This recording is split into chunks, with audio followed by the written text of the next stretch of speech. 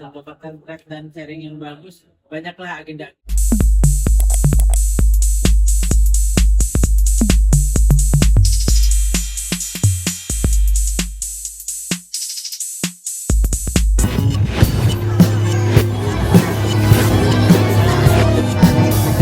Di hari ini nih, kehadiran lu dalam ulang tahun buat 34 Yeah. SCTV ini.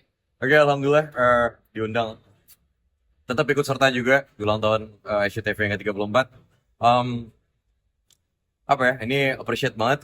Ngerasa dihormati sekali ya gitu, dihargai sekali sama SCTV karena setiap tahunnya, jujur, gue mulai umur 16 tahun di SCTV dan umur gue sama kayak SCTV 34, jadi mulai dari 16 sekarang 34, berapa tahun tuh ya Mbak gitu.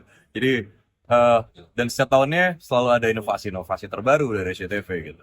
Mau itu dari program apapun gitu, terutama di bidang gue sinetron deh gitu, yang gue jalani naik ranjang. Alhamdulillah kita juga bagus karena kita mengikuti era dan SCTV mengikuti itu, maksudnya secara programnya dari tim kreatifnya gitu loh. Terus bagaimana cara SCTV membuat sebuah sinetron sekarang itu mengikuti perkembangan sekali gitu, dan itu yang gue happy gitu.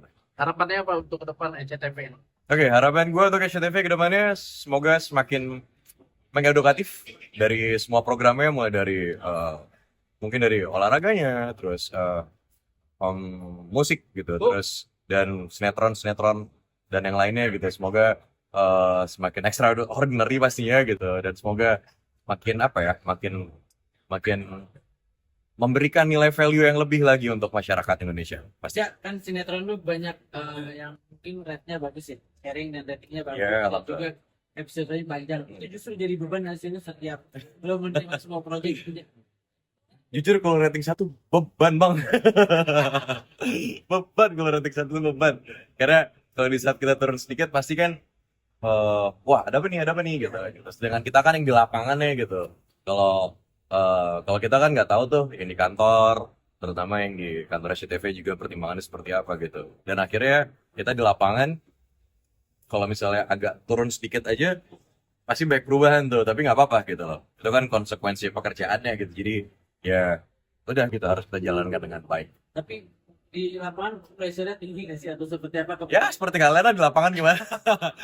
Sebenarnya sih kalau ngomongin pressure, kembali lagi itu konsekuensi pekerjaan gitu. Jadi baik lagi, misalnya contoh, udah ada beberapa adegan yang kita bikin, kita buat, kita jalankan, ternyata direvisi. Jadi otomatis ya ibaratnya keringat yang sudah keluar bercucuran gitu ya gitu, akhirnya terbuang karena kita harus bikin dengan adegan yang baru gitu. Ya kan, tapi kan cukup banyak banget nih sinetron, supaya bisa mendapatkan track dan sharing yang bagus, banyaklah agenda-agenda setting bisa menunjang itu. Mungkin banyak sinetron yang kayak gitu. Ya. Nah, komentar lu seperti apa dan risih nggak sih ketika ada sebuah settingan supaya bisa naik? Oh oke. Kalau ngomongin itu gimana ya?